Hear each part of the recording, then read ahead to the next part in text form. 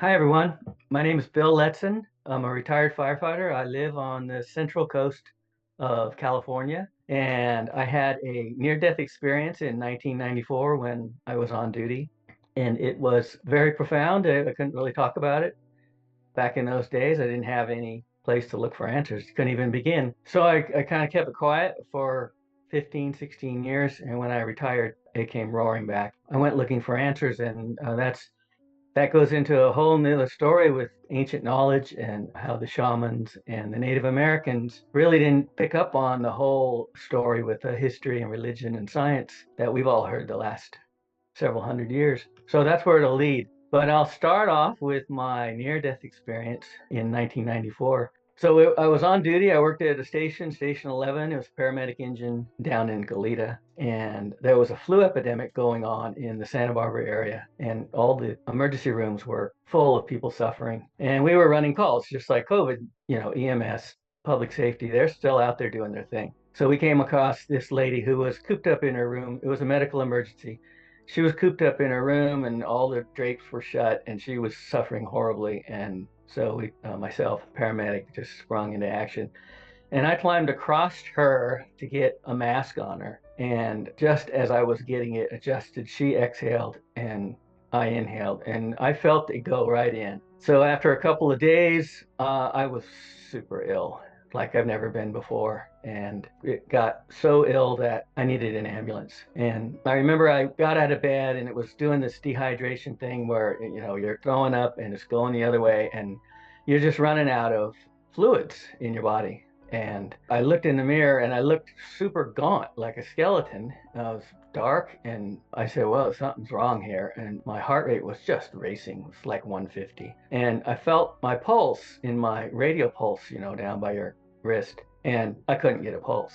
So I knew my blood pressure was below 80. So I called my family. My niece dialed 911 and Santa Barbara County Fire came, picked me up, started a couple of IVs, took me in code 3 to the ambulance to a hospital in Santa Maria, and I went into a place that was full of people with the same type of symptoms. The doctor who was in charge, he was just broadcast prescribing everybody. He was giving them something for pain, which was a morphine type thing, and something for nausea. And I was there for about half an hour, and the IVs, they put a couple of bags in me, and I was like, you know what? I think I can go home and we'll just take it from there. We'll start some kind of treatment.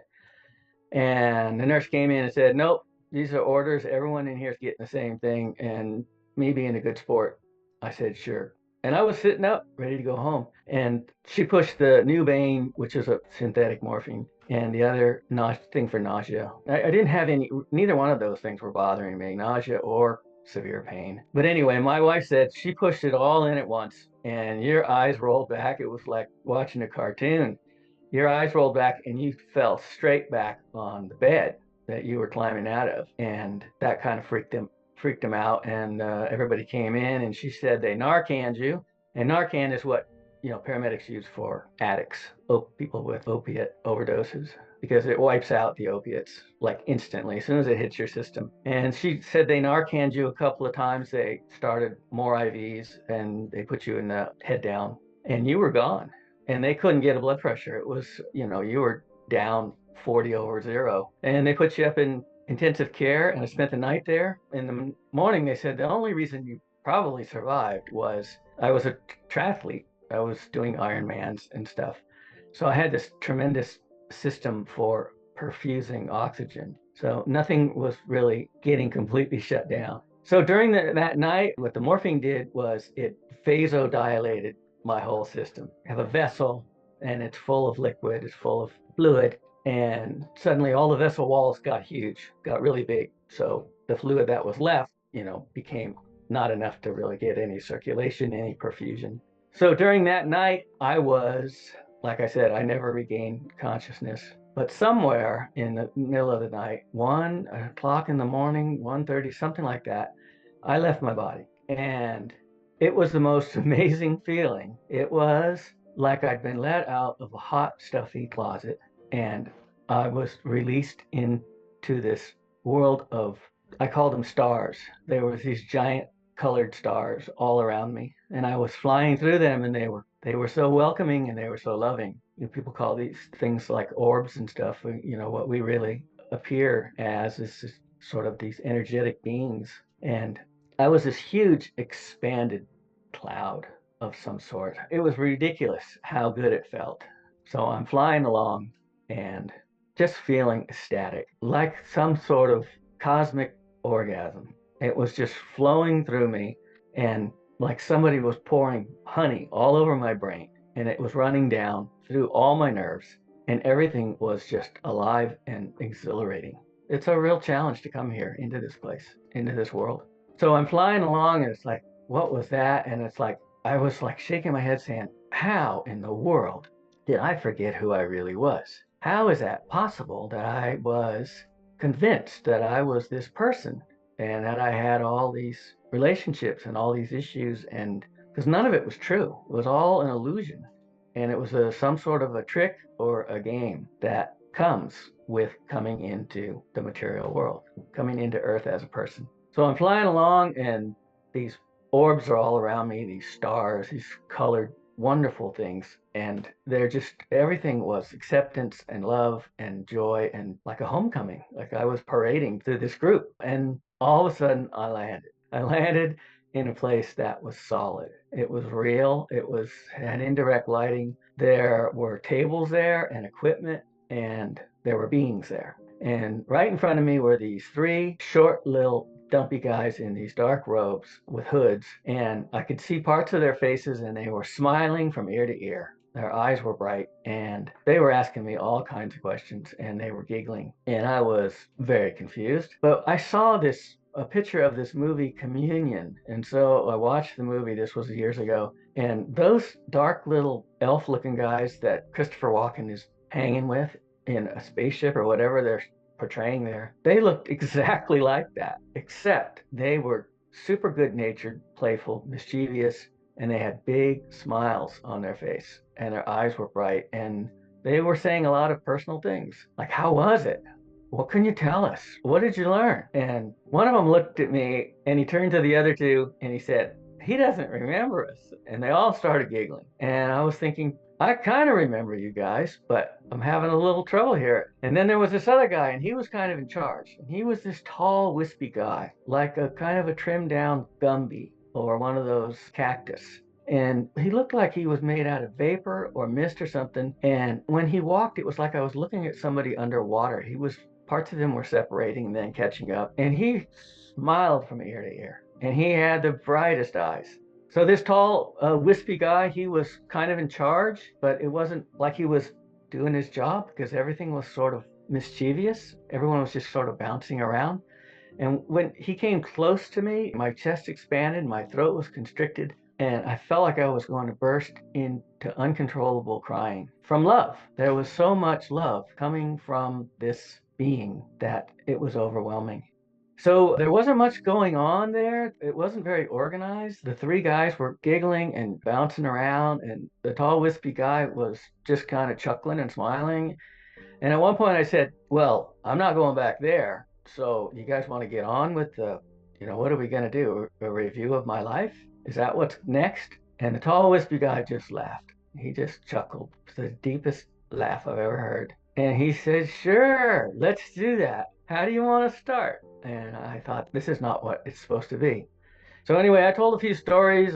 Nothing, no big regrets. Just a couple of things. There was a park ranger job on an island. My wife wanted me to take it. We would have been on an island by ourselves for the summer, and I took this other job. I thought it would be nice if I would have taken that job, but that's the only thing that came up. And he said, okay, that's enough. Time to go back. And I was like, go back?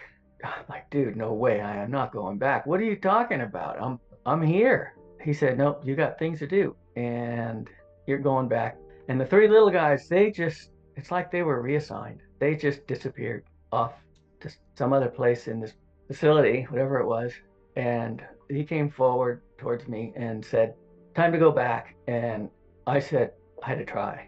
So I said, hey, look, boss, the only people who are going to really miss me is my wife and my parents. And they'll be sad for a couple weeks, but they'll get over it. They're strong people. They will persevere. And he thought that was funny. And he said, nope, you're going back. And just like that, the place just started to dematerialize. Parts of it were breaking up, like I was going to another channel. And I do believe that all of our perceived reality and other dimensions, it's all channels, it's all frequencies. You have completely different realities right here, all around us, right here and right now. So I felt a descending, I think it was a drop in frequency. That was a definite descending feeling. And he just sort of evaporated. And I dropped away into darkness. And I got down near my body. And just before I went back in my body, I was at this place that really scared me. And I didn't want to admit that for years, but I figured people should know there is a place that we don't want to hang out, and it's very close to where we are now in the physical. And it was lonely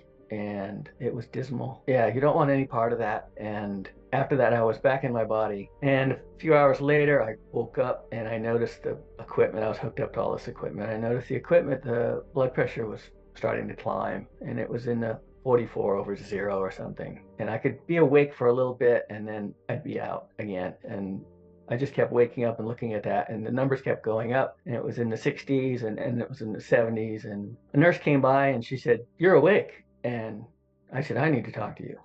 She goes, I need to tell the doctor. You've been on, we didn't know what was going to happen with you." And I said, "Okay, but first, what am I doing back here? I was home. I was with my best friend, my brothers I'd known forever. How is it that I got back here?" And I said, "I thought I bought the farm. I was sure of it." And she said, "Honey, you were in escrow, but you fell out. And now you're back with us, and you're going to have to get over it." And I thought that was pretty good. But I was pretty depressed for a few days, not clinically depressed like some people suffer from, but sad, sad to be back. And you could feel it slipping away. You could feel that it was going to fade, and pretty soon you could talk yourself out of that it even happened. And I told everybody I knew, I said, "Hey, there is nothing ever to worry about with this death thing. It's a joke.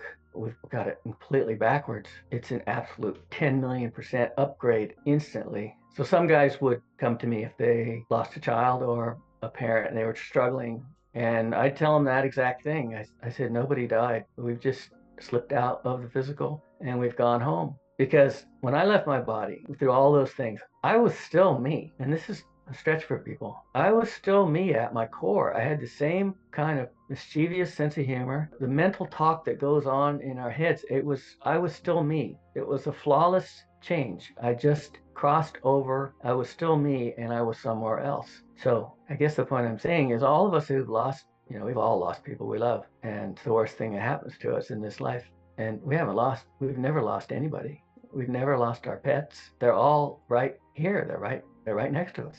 After a couple of weeks, yeah, I heard Tony Woody recently. He's a Navy chief, had a near crash in a P-3 Orion, I think it was. And he said that a officer came by and said, "You better stop telling this story." And that's exactly what happened to me. It was just a slight thing. It was a coworker. He said, "Hey, dude, just so you know, people are starting to talk about you." And I'm like, here's the most wonderful news any person could ever hear throughout history. And I got to stow it away somewhere. So I zipped it and I dummied up for 15 years. And in 2010, I retired. The story takes a little turn.